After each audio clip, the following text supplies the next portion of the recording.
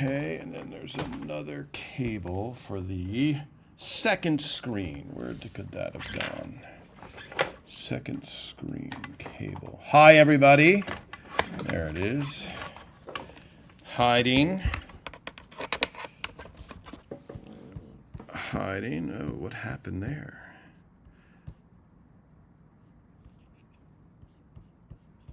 Hello, everybody. Yes.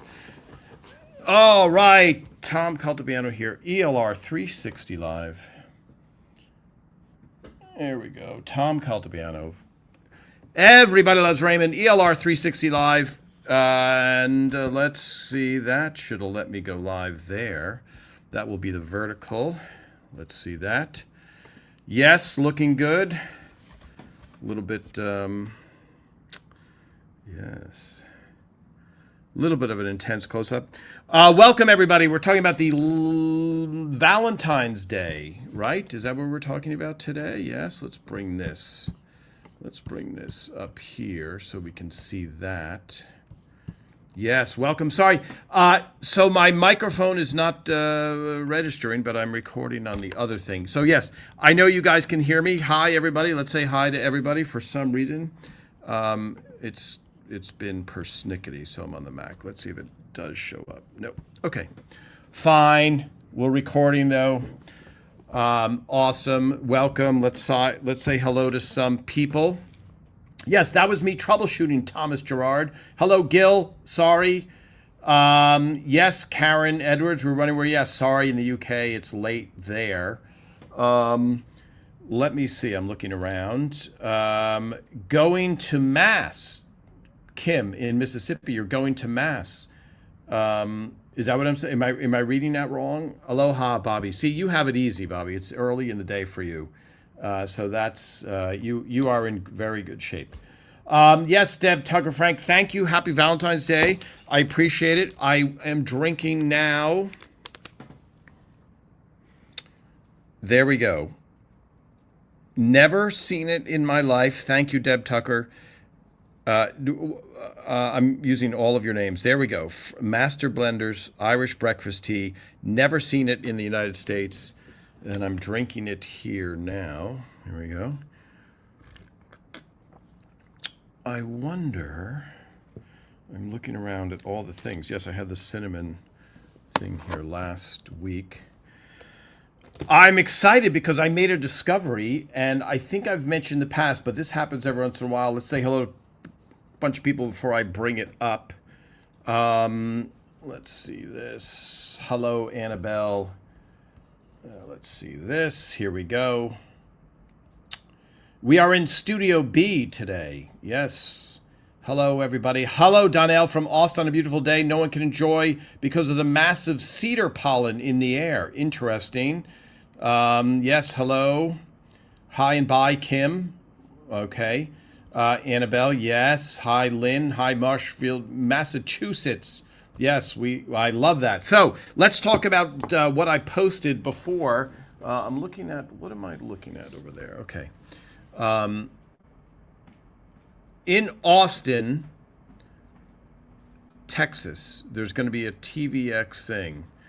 ATX, the Austin Television Festival. I think that's what it was. Yeah, I was just noticing, let me see, on this side? No, on this side. Oh, yeah, like a little curtain thing there. Interesting. The Television Festival, the 15th Annual Television Festival, Deborah's Raymond reunion with Ray Romano and Phil Rosenthal and writers. It does not mention writers by name. Because it would be too much and nobody cares about the writers. I don't say that for empathy or sympathy or whatever you would say, but there's a bunch of writers and Phil does not know who can make it and who can't make it. And so rather than say maybe Steve Scrovan and could be Tucker Cawley and maybe some other people, it just says and writers. So what that would be is your chance to see kind of what we did inside Everybody's Raymond inside the writer's room. We did that for the first time ever at the Aspen Comedy Festival, maybe in 2003, 4, or 5. I could look up to get the exact dates. And we told story. We didn't know that anybody wanted to hear us talking, but it was a hit show then. It was a number one show then. And we were at the comedy festival, so the room was standing room only, and we did stories from our real life, and then cut right to the clip of how it went into a TV show, and so that became a touring show that we did. And we did a whole bunch of them. We did, I want to say, 40 cities. And so the 40 cities, those people, we got mostly standing ovations. So I don't say that again as bragging, but the thought of writers talking about writing seems very boring. But indeed, most of the writers are stand-up comedians of some sort. And so let me hit this button here. There we go. And so it is a funny show. And if you love Ed Rose Raymond, you can't miss it. Now, I don't know any details about tickets, how you get tickets. I see things at the Austin Television Festival that you can buy like a pass, so I will get you the information. I don't think it's been announced the time. I can tell you it's probably going to be Saturday night, some main event. And I'm probably more than likely will be there, barring some unforeseen circumstances. But that's that. That is the Austin Television Festival, and I think either Ray or Phil was already doing something. And I think Phil maybe said, hey, we could do the writers for you guys if you want to do the writers. So that is that. And for those of you, like Gil, who's in the United Kingdom, who came to Paley, it's probably very similar, probably a little bit better. Better in that we have a little bit more. I shouldn't say that. I don't know, because the Paley was such a good event, but I don't know what the time constraints are, because we could do 2 hours easily, no problem at all. Hello, everybody. Tea that I got in Ireland. Yes, Deb Tucker Frank. Do I have to say all 3 names? Tea that I got in Ireland when my husband and I were there last year. We were in Ireland, Scotland for 2 weeks with tours. Yes, CIE tours. Let's see this. Hi, everybody. Going back to, yes, hello, Tabitha. Yes, hello, Lisa from Massachusetts. Are you guys still cold? I can say that I might have planted a tomato plant yesterday, which on the East Coast is like chipping through ice. I can only imagine.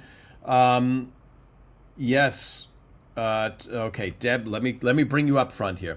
Tom, maybe sometime in the future when you have your studio up and running and a guest, could you possibly have one of your fans to join with some questions for you and your special guest? This way, the 79,000, and I will say probably 80,000 by the end of this week, followers here will also get to see that fan in person as well. Now, are you pitching, Deb?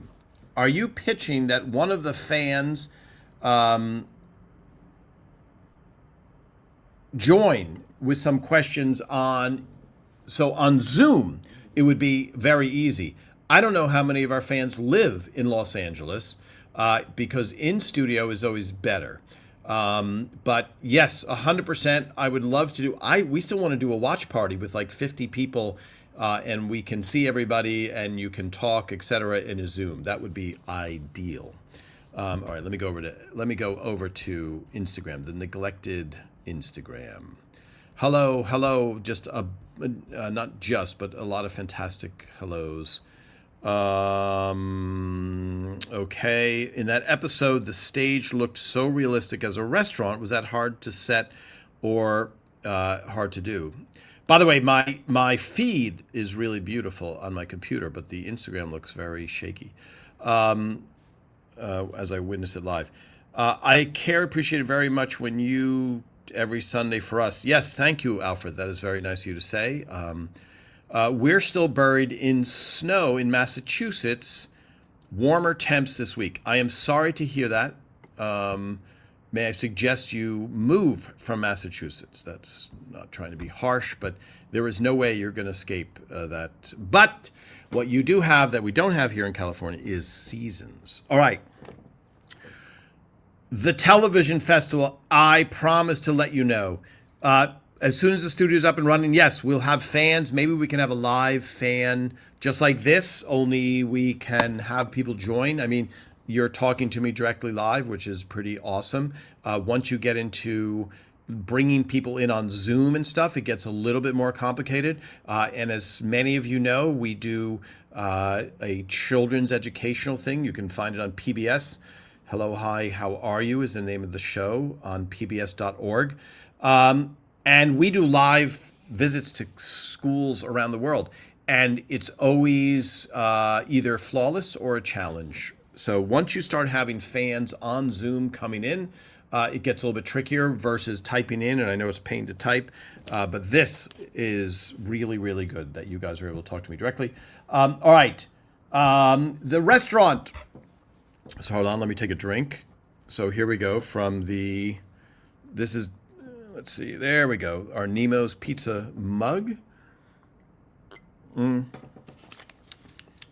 The Irish breakfast tea. It tastes very Irish. I don't know what the, I'm not saying it in a funny way. The Irish tea has so they'll disagree with that use of words, but rougher taste. A rougher taste than English breakfast tea. Let's see, a more earthy taste. What am I looking? I'm looking for a complimentary word because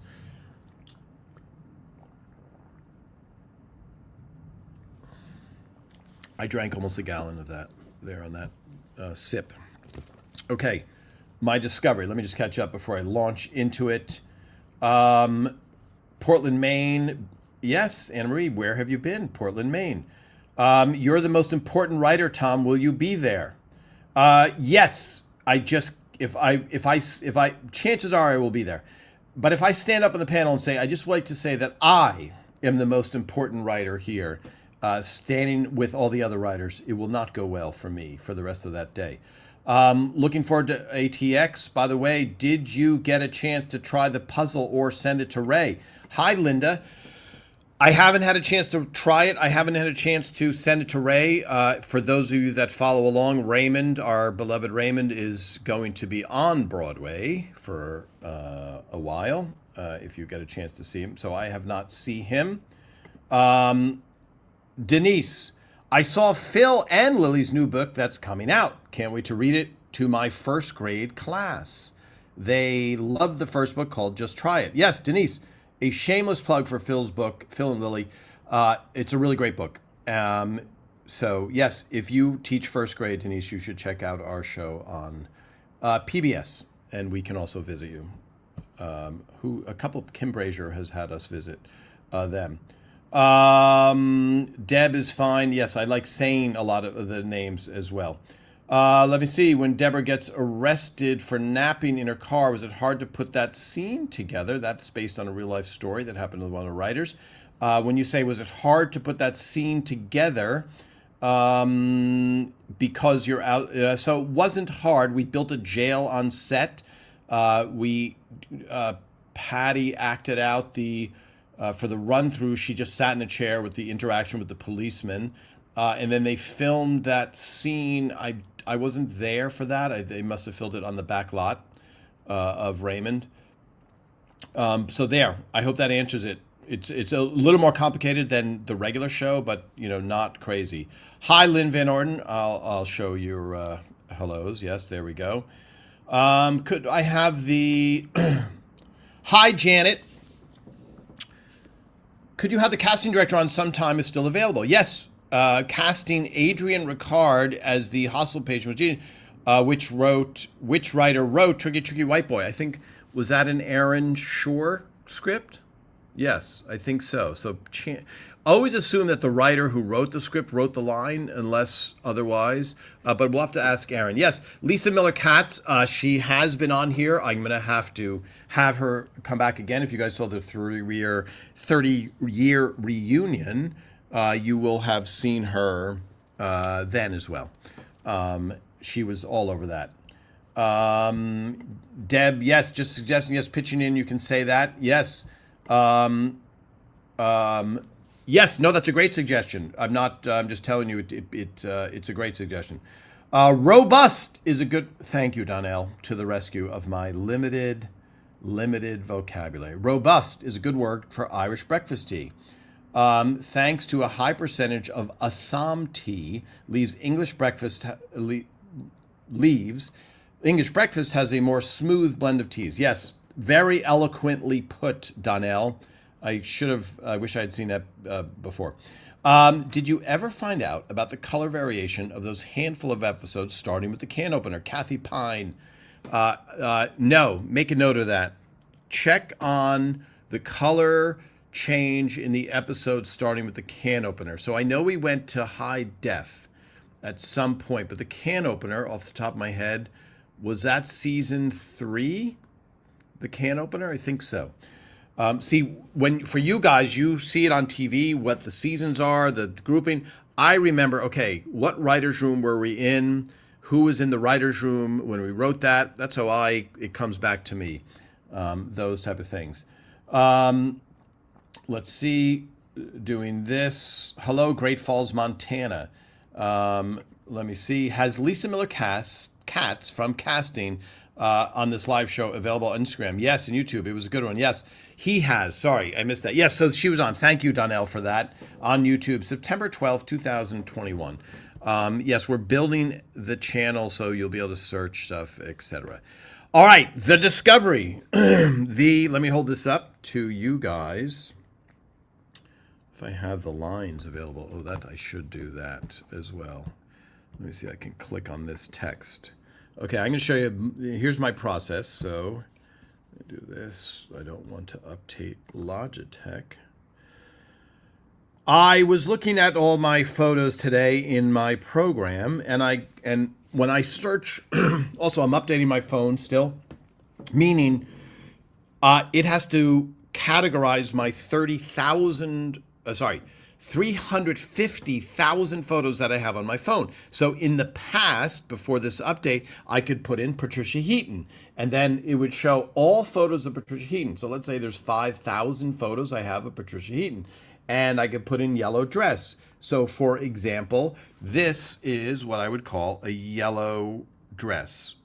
And so when I put in my program, my computer, I search Silent Partners, and it has a very specific code for the name. And then this photo came up. I'm holding up, before I held up Ray and Deborah eating bread. And now this is a picture of, let's get that straight, get rid of the glare, Frank and Marie sitting on Ray and Deborah's couch. Now you look at that and you go, oh, okay, great. That's them, could be any episode, but it says Silent Partners. So then I have another photograph, and I go, that's weird because I just watched Silent Partners. Let me know who just watched Silent Partners. Let's see this. Let's see this. Let's see if that. Yep. I was checking the microphone, which just does not show up. It just wants to fight us. Who has just seen Silent Partners? Raise your hand. Okay, so I raised my hand. I saw it, and I go, that's interesting. I know there's a scene where we're watching them eat silently, and Deborah kind of makes a conclusion from watching them. I'm like, I don't remember them. So then I have to go back to the original script. Now, you also have to know that, let's see, this. I click this. I put that over there. Let's see this. Okay, now I'm going to block myself. Okay. So then I look at the original script, and there's a table read script, there's the shooting script, and so generally the shooting script is the closest script to what aired. Sorry, there's also something called as broadcast, which you do afterwards to do closed captioning. So there's a whole bunch of iterations, but stuff can change from the table read. So if you look at the table read script, you're like, okay, that can change. So here we go. First of all, let me just do an observation before I get to the thing that I discovered. That episode, Silent Partners, the iPhone invention, it was released in 2007, changes everything, because the amount of people that sit there together, this is not a criticism, it's just a fact, and they're not talking and they're looking at their phone. So the fact, as I'm watching that episode, I'm like, wow, it's not even it didn't exist yet. A cell phone existed, but you would be insane to be staring at numbers on your cell phone. Once the iPhone came out, it was a complete game changer. So the couples that have zero in common and zero to talk about can sit there looking at their phones, which anybody who's been to an airport, anybody has been out in public, anybody who has a family or has been home with their family, you know that you look at your iPhone all the time. So the whole so many things would have changed. Well, I should do a whole episode about what would have changed, because miscommunication is a big thing in this world, is a big thing in sitcoms. That's really something that changes everything. It just changes. It changes a lot. It changes so many of the premises. Would they be destroyed? I don't know, but it would be like, why didn't you just text me? Is not something that we said during Everybody Loves Raymond. Why didn't you just text me is something that people say in real life now, and it's like, because that would have cleared up everything and we wouldn't be having this fight right now. Okay, so I went back to the shooting script. Can I show the shooting script? Let me see. I might be able to show it because I'm reading it on a computer. Let me check. This. Here is this. Yes, season 4, episode 2 was the can opener.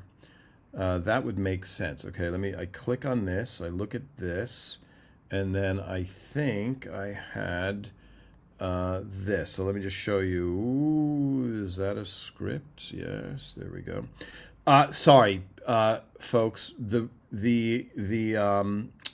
I've had an interesting thing happen where I put photos on my phone and I can't access them for Instagram. Okay, so here's what the script looks like. Let's go back here, do this.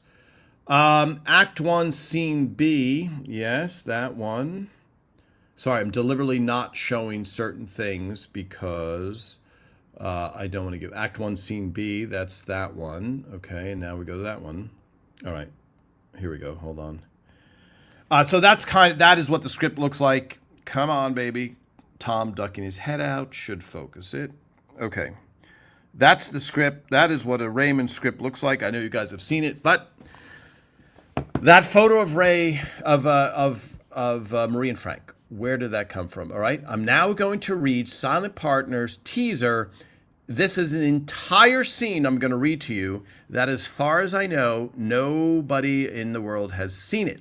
Now, there are things that get cut in different formats, meaning on Amazon versus Apple, you see different things. For example, the canister episode. A lot of people are like, aha, there's a goof. I saw the canister on Deborah's shelf. After the canister, and they cut out the tag where Marie comes over and gives Deborah the canister. So a lot of people never saw that because that's normally cut for time. What I'm about to read to you, I think never made it out of the edit bay. I think Phil cut it for time. Okay, now don't worry, I'm not gonna. This is. I'm reading the script as you would read it if you were a writer. You would try and give a little bit of body English, but you're not really doing an impression. Okay. So Ray, here we go. Interior. Ray used to do that in the writer's room all the time. Interior. Ray and Deborah's kitchen, evening, night 1. The kids are in the living room. Frank is reading the paper at the table. Ray is dressed up and Marie is fixing his tie. Raymond says, I don't know why I have to wear a tie. And Marie says, by the way, when you're reading the script as writer, you don't say, and Marie says. I'm just helping you guys out. Because Chez Francois is very fancy. If you don't wear a tie, they might make you wear one of theirs. And then Frank says, you know what I do when a highfalutin restaurant makes me put on their precious tie? And then Frank mimics picking up the end of his tie and wiping his mouth with it. A little something for the next guy. Raymond says, you, sir, are a delight. Deborah enters. She is also dressed up. Okay, I'm ready. I really appreciate you guys sitting for us. By the way, me reading it makes you appreciate all the actors. Marie says, it's Valentine's Day. You two deserve the night out. And you're sure, Deborah says, and you're sure you being stuck here isn't ruining Valentine's Day for you guys? Marie and Frank burst out laughing. That's funny. Absurdly romantic, Marie, speaking And so certainly romantic is in parentheses and all caps. Oh, Frank, my darling Valentine. Marie, love of my life. Good one, Deb. Ray says, let's go. Okay, bye, kids, to Marie. We'll be back by 10. Oh, and if you get hungry, there's some of my meatloaf left. And Marie says, Deborah, you're hilarious. Frank and Marie laugh at that comment. Okay, 100% teaser, very funny. It'd be even funnier. It was funnier when they acted it out. And as far as I know, let me know if any of you have ever heard or seen that, because you haven't. So I found my negatives from that. I scanned them. They're on another hard drive. But it's Frank and Marie standing at the kitchen table. So let me see. Let me catch up. Let me see this. Let me catch up. What kind of reaction did you get from viewers regarding the silent dinner plot line? Did you get from the viewers? That's a lot. We didn't. How do I answer that? The reason I'm stumbling is you would hear from family and stuff. It's not like there was the internet was burgeoning, so you went online the next day and were like, oh, they hated or they loved that episode. Let's see. The blooper. Yes, okay. Never saw that okay, but I did see it on the counter. Hi, Marie. So you never saw the end of that. Okay, so that is my favorite dress, the yellow gold silk or satin dress with that henna light darker brown design and a lovely orange border on them. Gorgeous on Patty. I think it's Simon Tukfine. Yes. Sorry, it's scrolling. That's why it's hard for me to. It's changing all the words as I read them. I will find that script and post a picture of what it is of that dress. Yes, a lot of compliments about that dress. Quite a dress. And Patty didn't look bad in most things, but she certainly would excel on that. Okay, so now I'm just checking through your comments. Nobody has said they saw that scene. So because I have been right almost never. But this time I think I am. Silent Partners, the episode highlights a very, yes. Okay, sorry. When I say yes, that means, let me bring that up, Deb. Silent Partners, the episode, very specific thing, long-term relationship. Yes, that was all the writers. Did the storyline come from a real-life conversation, perhaps a writer's experience with that spouse? Yes, Tucker Cawley, I believe, came in after a Valentine's Day dinner or after a dinner or something, and we can let Tucker tell the story or defend himself in case his wife is watching. But yes, that, I believe, is how that went down. Okay, let's scrolling back up. And then now let me go back to the other part of the script, which is in that photo, which you saw. Okay, now we're in the restaurant. That pretty much plays as it did. And by the way, when you're watching a TV show, like you watch Deborah Raymond, you're like, this scene is flawless and I loved watching it, etc. And now I'm reading it. This is the mechanics. When you write a script, you're going back and reading it over and going, okay, the interior, and trying to get the intonation. And, you've said the same joke 25 times as you're trying to do it. And I think I told the story that one time I wrote a script it was me, Ray, and Kevin James. And it was just, we wrote the script and then Kevin and I were going through it. Ray wasn't there. We were in Kevin's apartment.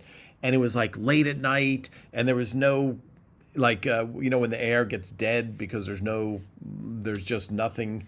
And Kevin and I read the script from beginning to end, and it just felt like there is not one laugh in this script. That was the golf episode.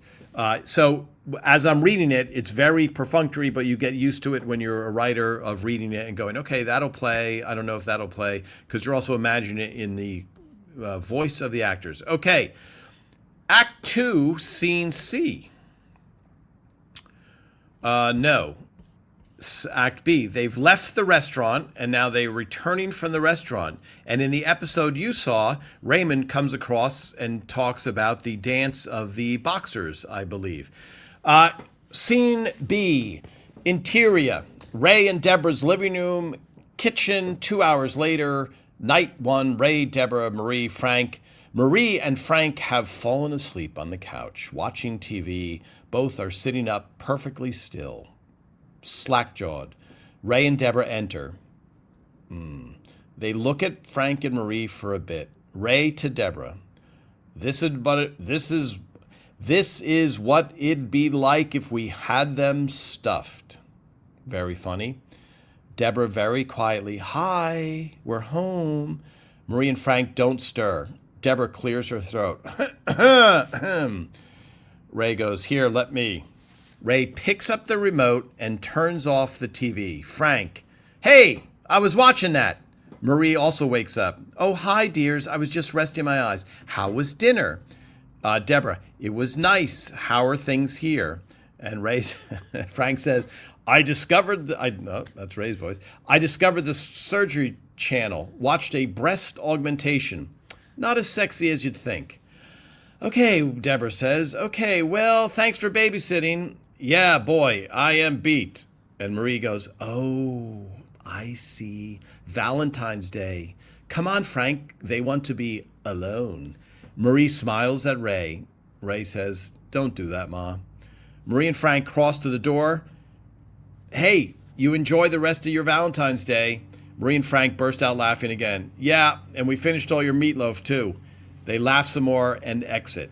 And now we hear Ray say, and now the best part of Valentine's Day. Deborah says, what? The dance of the red silk boxers. And Ray does that silly dance tour. So now that's completely all that was shot.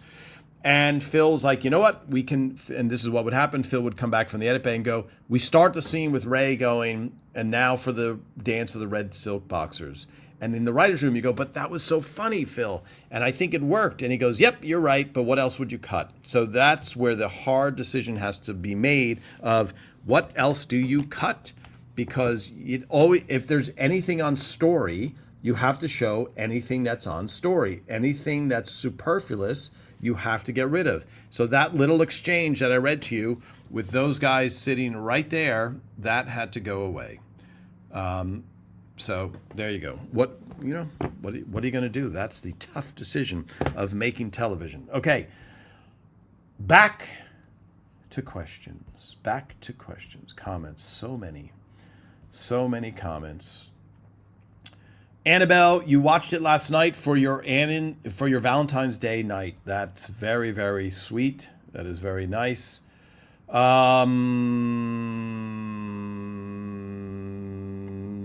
Yes.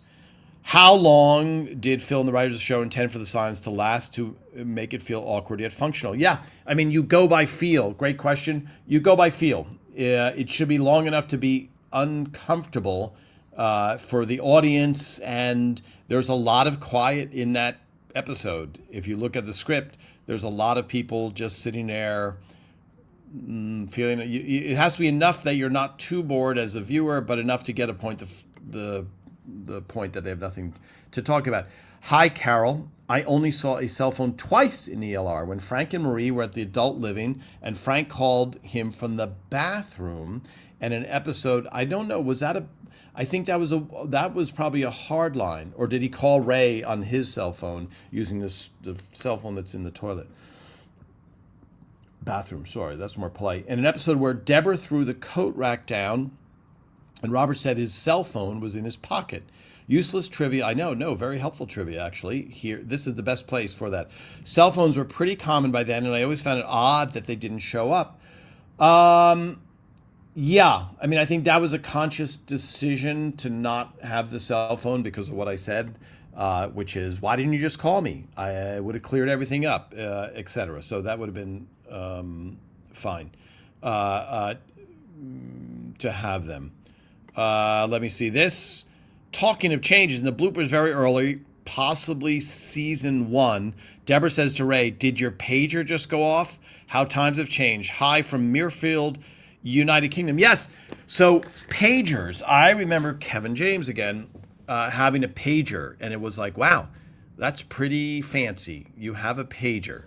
And pagers, for those of you that are under, what age do you have to be to not know a pager? Under 40? That was a huge advance. It would be like, hey, give me a call. So this interesting thing, because the cell phone, I think, will go away, not in the next 5 years, but soon enough, it'll all be glasses or whatever. So when you had a pager, when the pager came out, you're like, this is the top of technology. How can it get better than this? I know that my friend wants me to talk to them and I have to call them. This is unbelievable. And what's interesting is the rate of change now. The answering machine was a huge advance. And I don't think, was that 15 years, the answering machine, 20 years? It dominated. And now with the advent of everything, it goes pretty quickly. So who knows what it will be. Karen, you write, we love you. Now, who is we, Karen? I need to know the names. Okay, scrolling down. Marie TV Land heavily. Okay.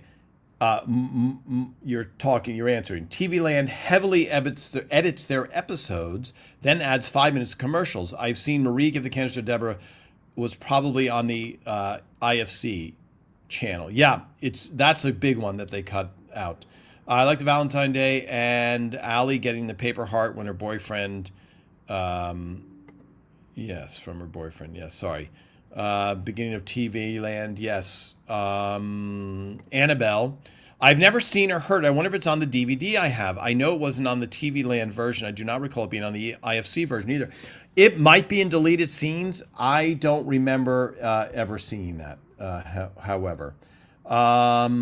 Yes, Kathy Pine. Deborah called from her cell phone during the drunk thing. Yes, that's interesting. Let me see this. Scrolling down. Tom, you showed the photo of Deborah on the episode of Separation of Lois and Warren. Deborah was very intense in that episode. Patty Heaton expressed that she liked to explore a more vulnerable side of Deborah. Not really. So, sorry, that doesn't mean she didn't. That's a great question. But I think, Patty was such a good actress that I'm sure it was refreshing for her, and you would know, and we should talk about her vulnerability. You should know that also the Golf for It episode, where it's really Ray and Brad show in the van, when they're in the van arguing who's going to get their mother. That's like, the actors don't say, hey, I want more lines this week, but you feel bad because you have all these talented people who are not able to do very much on the show. So, yes, Patty may have felt it. We can ask her when she's here next, but she wouldn't, that's not something she would share necessarily with us. We would have to be talking about it, et cetera. So, and I know I've said in the past, but it was a job, and Patty had kids, and she's going home, and she's busy and stuff. So this kind of historical retrospective wasn't necessarily landing with everybody. Wasn't necessarily something you analyzed. It's kind of like, it's almost for the historians to write it. And, I may have mentioned it's one of my favorite books and movies is The Right Stuff. And the test pilots and the astronauts that they talked to, that they covered, it's the subject matter of the book and the movie. They never spoke in the way that the people writing about them spoke. It was just not what they did. They didn't talk about bravery and all of this stuff. They said very little about it. So when we were in the process, it's very... Okay, let's see. Donnell. The deleted scene can be found on YouTube. Just search for Deleted ELR Scenes, Season 5, Part 2. That's awesome. Do they have both sides of that?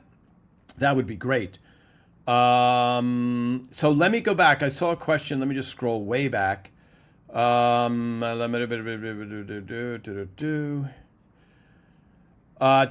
I saw the episode, the article last night. Credit says it was co-written by you and Ray. I think I'm the only one that wrote it, that one.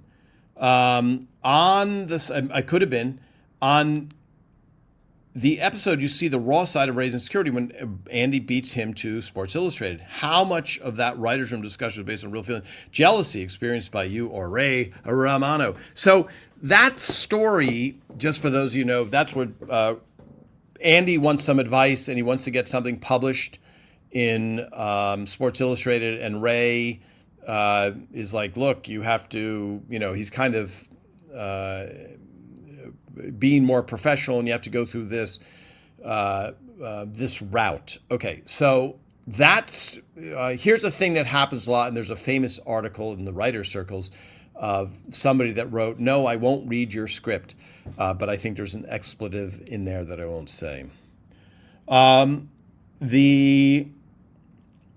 The thing that would happen a lot is you would have people saying, "I want to be a writer.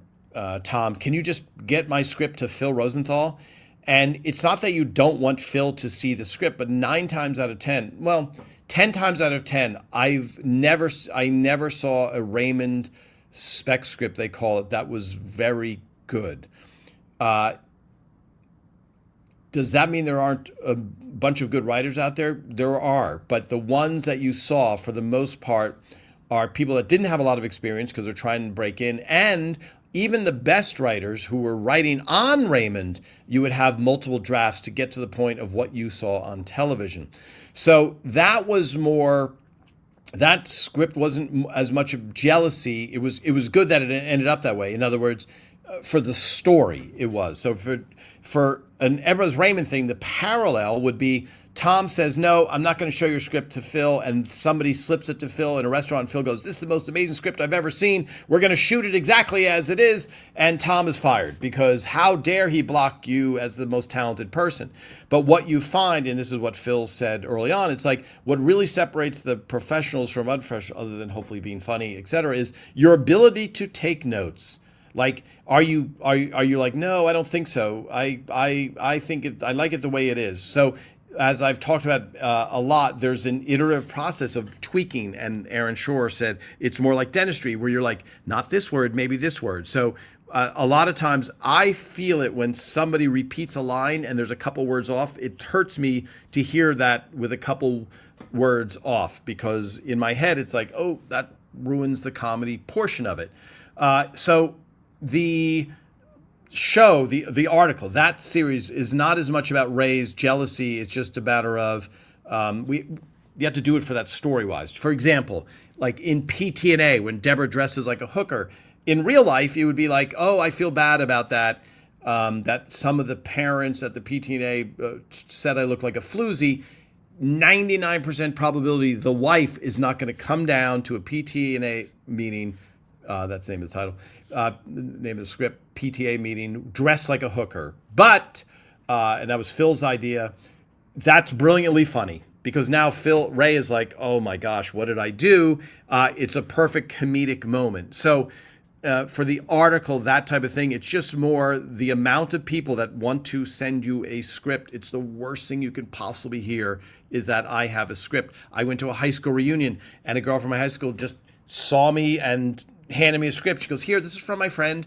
And we don't take scripts. Like, a script has to officially be, has to go through an agent to protect yourself. So what happens, and this would happen in the writer's room of Raymond, someone would come in and pitch a script and a storyline, and we go, "Oh, do you see that big board? I've posted the dry erase board. That's a story that we did 3 seasons ago." And they would look, because now they should have seen every episode if they really care about the show. But again, not that easy to watch all the episodes like it is now. And they're like, "Oh, okay." So if somebody came in our writer's room and we did that table read a week earlier, or we have that script done, they could be like, "I went in, I pitched the exact same story, and then they did it on me." So a script usually has to go through official channels. Even for me, even for my friend, I don't go, "Hey, Ray, here's a script. Why don't you read it?" It has to go through his agent. Even though I could hand it to him at lunch, it still goes through his agent. So there you go. So that was kind of the article episode. Karen, this was the greatest show ever. Okay. That's very nice of you. Okay. Yes. So Lynn Van Orden, I'm going to answer. There's another one. I can't find it, but someone was the question about the table read. Did the writers have a feel of how script would fit the time limits? Yeah. So there's a page count, and generally it's 1 minute per page. So you have a 40-minute script. Sorry, that's in movie land. So we tried to get under 40 pages. Okay, so it's 22 minutes. So it's 30 seconds per page. Does that work out? And then Raymond speaks really slowly in real life, and the actor. So We would have scripts that are 32 pages, 37 pages. I'll try and find the shortest page that we have, shortest script that we have. Let me see. Scrolling up for more questions. Yes, Annabelle, she has answered that. Let me see. There was a table read thing question, but let me just see. Yes. What was the atmosphere during the silent? Yes, it was uncomfortable for all of us. You hear the laughter. You hear the laughter on stage. That's what we felt. But let's see this. Let's see this. Okay. The table read. Wow. Let me scroll up. How far up could that have been? So at the table, I posted a bunch of pictures of the table read.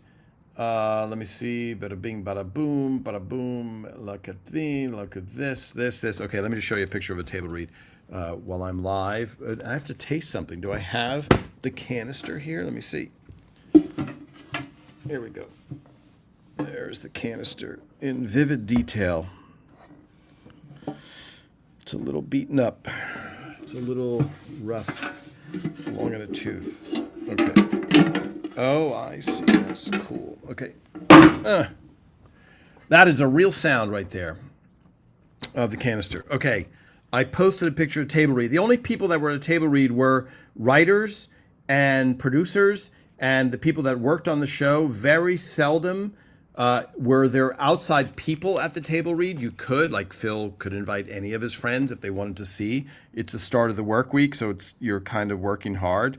There, let's see, that is Rid of the Glare. Okay, we can see Peter Boyle on the, you see Peter Boyle. I can't tell because the image is reversed on some of them. But that is the table, the beginning of the work week. Everything flows from there. Behind Phil and Ray and Steve, behind Steve Skrovan and Tucker Cawley is Ken Ornstein and a few others, hard for me to see, Lisa Helfrich Jackson.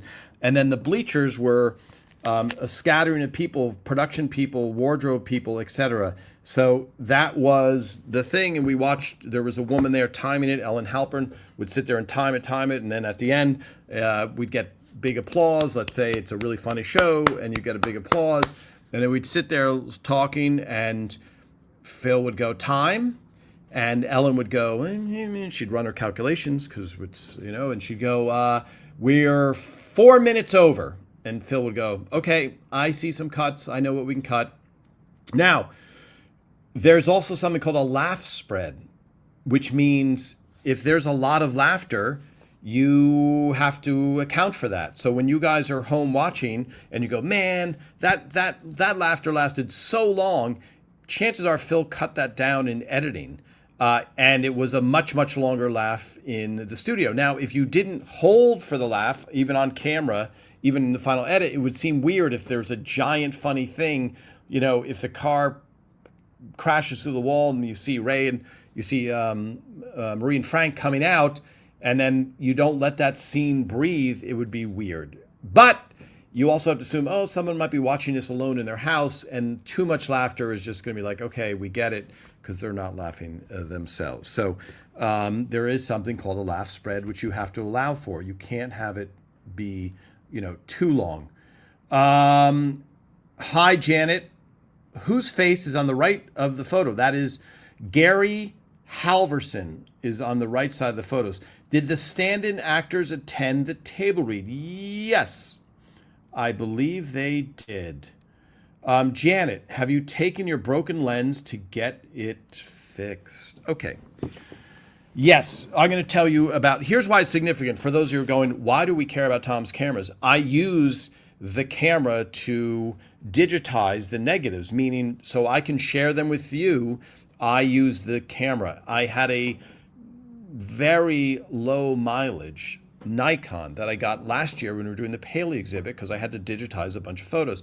And I finally pulled the trigger on something called a Nikon D850, which has a very, very large file size, which means it's great. The more information going in, the better those scanned photos are. So now when you shoot on your phone, you're like, here, let me send that. But back then it was film. So I shoot the photo, then I have to put it into a thing, then I have to scan it, and then I have to go from there. So here, for example, let's see this. Here is one of my photos, negatives, right? That's on a proof sheet. I got to get my head out or it won't focus. There you go. There you can see the negatives. Kodak Portra 800 is the film I shot with most of the time. There you go. That's one of Ray's sons. I'm standing in Ray and Deborah's living room back by the cubbyhole shooting out there. But I have to hand load the film, and I put it there, and then I put it on the lens, on the end of a lens, and then I scan it. I also have these scanners, which are now very rare to have, but it's cumbersome and takes time. So I put that beautiful Nikon D850 low mileage that I finally pulled the trigger on for the Paley exhibit onto a cooler, a soft-sided cooler. And through the night, the cooler, unknown to me, the lid just slowly went like this. So I put it on there. It was nice and taut and not thinking about it. And then it collapsed into about 3 inches of ice cold water. And when I pulled it out the next morning, I go, that's weird. The strap is hanging out, but where's the camera? Water came out of the front of it. So then I dried it in the sun. Once I got done, it was mixed a little bit with my tears, and I dried it in the sun for like 3 or 4 days. It was foggy, and then all the fog went away. I put in a battery. It would light up, but it wouldn't function. And that was back in August, and I finally went last week to Nikon. I'll share some photos with you online. And they said, we will fix it for $400 and something. I said, that's really good because the screen was a little bit cracked. And I said, that's not bad. I'll have a camera with 22,000 actuations. They'll go up to like think of it kind of like a car. It'll go up to like 300,000, 400,000. This was super low, a deal, fantastic. And I go, great, I will have it by next week. And then I got an email from Nikon saying, on second thought, we're not going to fix your camera because we feel it's not worth fixing. Sorry, you can pick up your piece of junk camera. And so that is the saga. So I still have to go back and get that camera and decide what to do, figure out what to do. Heartbreaking because one of those things, I always say it's like a flood. You spend a lot of money when you have a flood to get back to how you were before. And then my lenses are, yes, they have them, and I have to decide whether to fix them. But it's unfortunately they're quoting a lot of money, like $400 and $500 per lens. So there you go. Thank you for asking. That is the saga of the cameras, and it's sad that I am not sponsored by Nikon after all I do for them. Okay, I have to try a snack. Let me see if I missed any recent questions here. Catching up. What is the time? Sorry, we were going. I noticed Doris Roberts. Let's see this. I noticed Doris Roberts at the reading dressed quite casually, yet on ELR she was always dressed up with matching earrings. Was that her or the dressing staff? She seemed, hi Lynn, a little dressed up considering how often she said she had no social life. Yeah. So Doris, got to remember that's a Monday morning. Doris is going to be on her feet all day, rehearsing and all that stuff. So she was a normal, it's kind of grueling being on stage. I know I always say, tell that to a coal miner, but she was in her 70s and she would dress casual, but I never saw her ever look sloppy in any way. And I think women of that generation, I'm not one of them, but I do know that being dressed up was not uncommon. I had a friend and her 90-year-old, every time I saw her 90-year-old grandmother, she was dressed up exquisitely. And as you know, you used to get dressed up to go on an airplane, and now you get to see a lot of people in flip-flops and their feet up on your chair. Let me see. Let's see this. Karen, the spray painting in the house was funny, but felt sorry for Marie. She got sprayed yellow paint. Yes, that is true, but it was at the end of the night, and she was able to shower that off. And for comedy, that was very good. The longest laugh, yeah. So when Deborah put ice cream on Ray's lap, that got a giant laugh. But that would be a good thing to measure. We'll have to watch them all and measure all of them. Yes, okay, Donnell, you're reaffirming what I said. That I think that was over. I don't know if it was a minute long, that laugh. It was a very long laugh, etc. All right, what are we going to try? Let me see. If I remember, reads Max facts to him. Yes. The sculpture episode was hilarious, with the biggest funny for me being the unheard whispers from one character to the next about what it looks like. So kudos for that. Was the sculpture made specifically for the show, and where is it now? Yes, it was. A writer, Jennifer Crittenden's mother, had taken an abstract class. She gave Jennifer a abstract sculpture that wasn't abstract enough. Phil said, okay, we need that sculpture to be really, really big. And he had his parents take a picture of the sculpture that is at the courthouse, outside the courthouse in Rockland County. You can look it up right now and it'll pop up, this enormous statue that looks pretty much like what's on stage at Raymond. I think they made two of them. And I know Doris had one of them. And, we were thinking about making that for sale. Like, we have our fork and spoon magnets, which people are always surprised how heavy they are. I don't know why, how heavy duty they are. There's our fork and spoon magnet using the exact wallpaper from the show, and wooden fork, wooden spoon, and of course the grease marks. When you remove it, the grease marks from all of that delicious Marie cooking on the back. We were thinking about making Marie sculpture, but I don't know, the reason that episode was funny is because no one wanted it in their house. Do people want that sculpture in their house versus a miniature version of the canister, which reminds me, oh, no, I always do this first because the canister means there's food, and food means, so let me see. So here you go, folks. This is an episode of Everose Raymond. This is, see, it'll never focus because my head is in there. Oh, there you go. I couldn't even see the number. This is a wardrobe episode. And usually we try and guess what episode it is. Wow. These are great photos. I saved this from the dumpster. People that watch know that. Here we go. Let's see if you can guess the episode. So the problem with the episodes is Raymond is the hardest because he looks the same in every single episode pretty much. If there's guest cast, that will be a tell. So we got to see who can guess it. Who can guess from Ray or... There you go. There's Ray and Brad in the kitchen. And again, the wardrobe department is not there to do a fine photo shoot. They are there to get the information and get out. Okay, this, oh boy, some people are going to get it just from this. There is Raymond. We're still on Raymond, but Patty is in the way. There is another one of Raymond. Okay. Raymond in that episode. Let's see this. And now let's scroll down. Let's look for some guesses here. Okay. Kathy Pine. Okay. Annabelle, the skit. Kathy, the skit. Wow. Okay. You guys are very good. You guys are very good. Okay. What gave it away? Is it Deborah's red dress? There is Deborah again. There is Deborah again. Is it her red dress? Probably. Okay. Yes. There we go.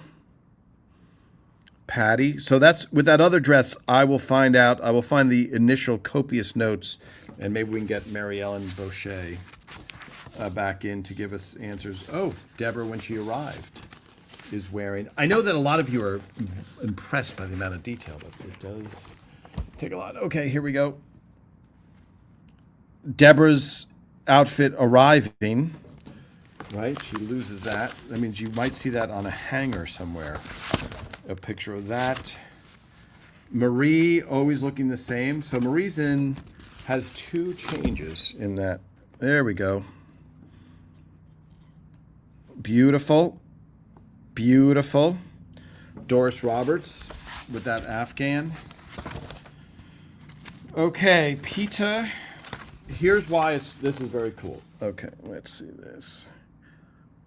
Peter standing there. Peter wearing a tie. Frank wearing a tie. Okay, let me scroll through because here's the photo that I like. I'm going fast. Here we go. Len Lesser. I wanted to show you this is good. Whoa, those are stuck together. Okay, here we go. You'll recognize him. So that is Phil's father. That is Max Rosenthal right there. And then I believe the next photo is, that is Max and Helen, or Helen and Max. And that is the Phil Rosenthal's new restaurant with his daughter. And Nancy Silverton and Phil's daughter's husband, Mason Royal, is named after them, Max and Helen. There you go. Ray's parents, Phil's parents in the background, Ray's parents were not in the background. All right, let's taste something. A lot of extra in there. The skit. Kudos. We have to start having prizes. Because that was a really early guess. Okay, so the canister, I think, is a special. Okay, yeah. So here we go. Out of the canister. Don't worry. It was not a thief. Okay. I have never seen these. Has anybody ever seen these from Italy? From Balconi?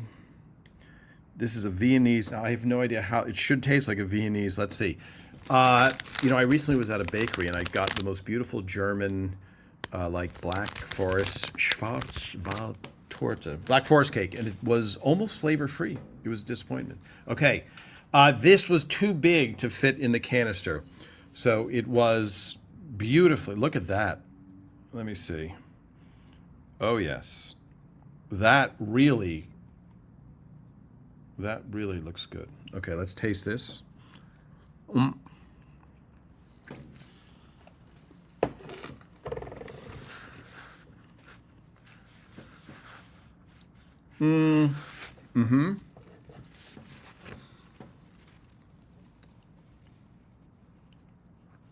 think there's a hint of raspberry or something in there. That's really soft and delicious. I'm going to give this a high rating. It's very specific. It's very European tasting. I'm going to give this an 8.8. Very good. I'm really going up. And I'm going to, you know what? It might have been a fluke. Let me just make sure that this one is okay.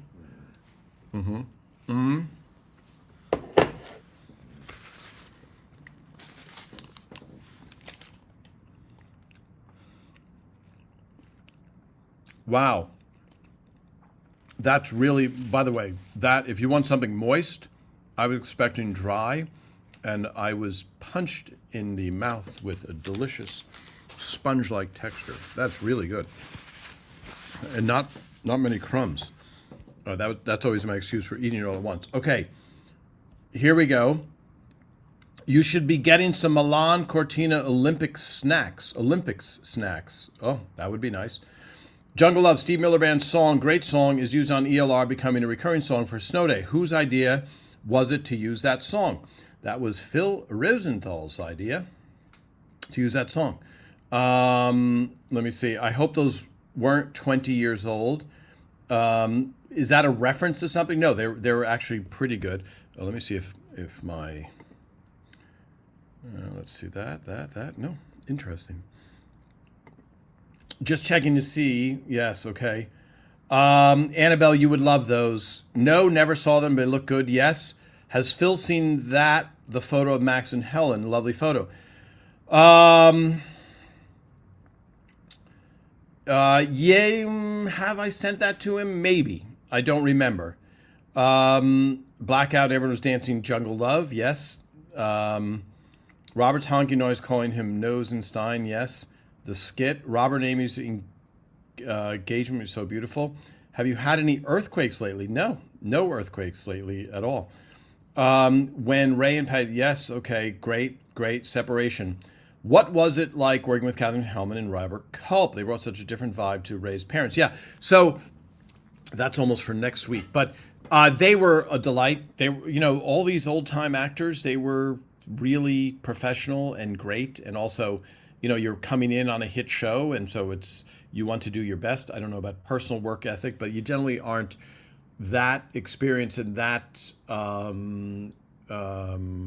ubiquitous, I want to say, if you're a lazy actor who doesn't like to learn their lines, etc. Okay, let's see. Shamsky, yes, the name of the dog, the statue.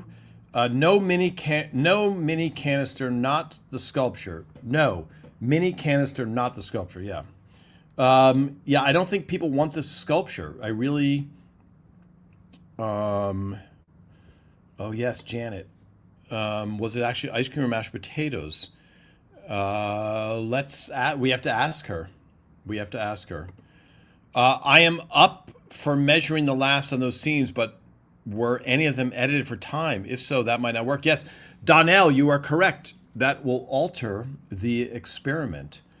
Let me see. Let me see this. Have asked before, but never saw an answer. I know the story of the actor changed, but why did they change the character name from Russell to Peter? I think Phil was hoping that uh, that Paul Rubens could come back. I'm gonna have to talk about that again, but it's so many people say that Paul Rubens got fired by Ray Romano. Zero truth, 100% zero truth. What am I seeing a lot of that I'll have to do another episode just of rumors that are not correct? That Patty dropped the turkey and then they kept it in the show because it wasn't in the script, but it was funny. It was in the script and Patty did it beautifully. Paul Rubens was never banned from the show, never a moral, nothing like that. He unfortunately wasn't available for a pivotal episode, which, let's see. Deb, yes, to get my lens. Yes, Deb, it wasn't because you suggested it, but yes, I appreciate this. They've been sitting here forever, and one of them is my favorite portrait lens. But I'm very hard on. It's the same. One of the lenses I've used since the days of Everybody Loves Raymond. Your lenses don't change, folks. Buy your lenses when you invest in and when you invest in cameras. Think about the lenses you want to use because the bodies change always, but the lenses not necessarily. Yes, that's yes. So sorry, just I'm editing on the fly here, but yeah, the measuring of laughter is a flawed experiment unless we had the raw footage, and Phil would often cut down on the laughs in editing. Okay, I think I've touched upon almost everything. Oh, you know what I did see? Somebody had. Where's my camera? I did see this. Kim is no longer on this call, but let me see this. Let's see this. Here, this I saw today from a editor that I work with. His parents came up from Mississippi, so I did not know what a king cake was until Kim sent it to me. But there you go, and the baby is on top of this one. So I hope you all can try a king cake. This one, do I have the top of the box? Let's see. Knowing me, I would take the top of everything. Yeah. So there we go. For those of you watching that, and not for those of you just listening, I'm holding up a picture of a king cake. I can't tell the brand, but maybe somebody will. Okay, fine. Oh, let me go back to Instagram. I completely neglected everybody there. I owe you a written apology, everybody. I have to break out. The writing is so small. Yes, there you go, Kim. Kim is back. Okay, there you go, Kim. Yes, and now on Instagram.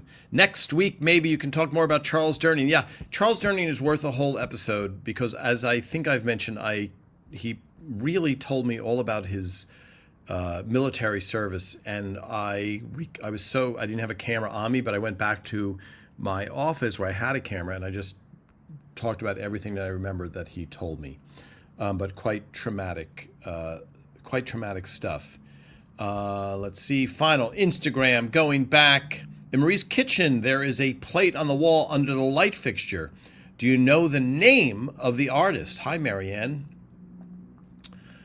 There is a plate on the wall under a light fixture. Okay, we're going to have to send me, you're going to have to draw a line about it and post it for me because we're still trying to find that wooden carving of the flowers. We're going to try and look at the back, which I think is at the Long Island Museum of Music and Entertainment Hall of Fame, if you want to go sit on the set of Raymond, that is where you should go. You will have a year. Let me see.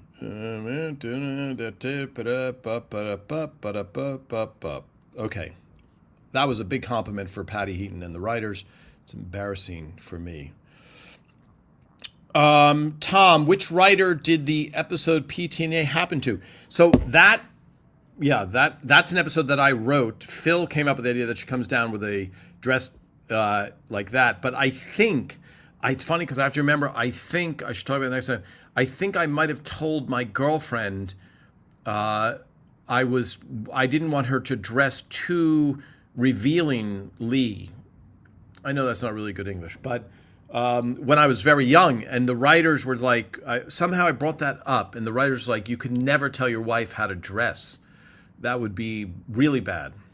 So I was like, anything that is really bad and would cause a fight, that's an instant potential episode. Deciding whether to use a bigger fork or a smaller fork, that's not necessarily an episode, but as soon as you say Ray wants to tell Deborah that she shouldn't dress so provocatively, that is going to be probably a fight. And then add to it Ray Barone lying about it. Now you really have a fight. Let's see this. Yes. And by the way, one thing that Annabelle said, I think, on a comment. Yes. Hi, Leo.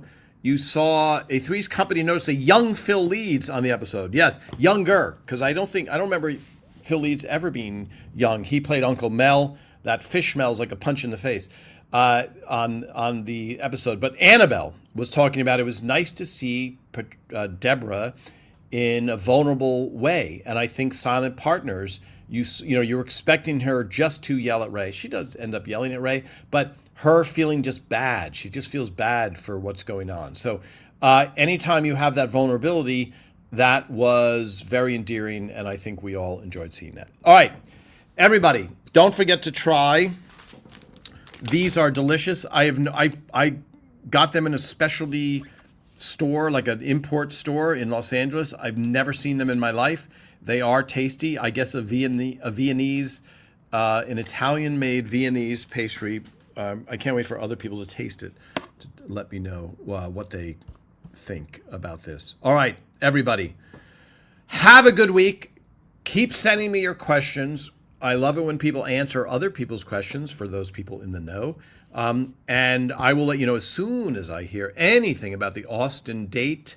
But chances are it's that Saturday, I believe May 30th in Austin. And it will hopefully be 100% Phil and Ray, and then a bunch of the writers. All right. Thank you very much, everybody. Have a good week. See you next week.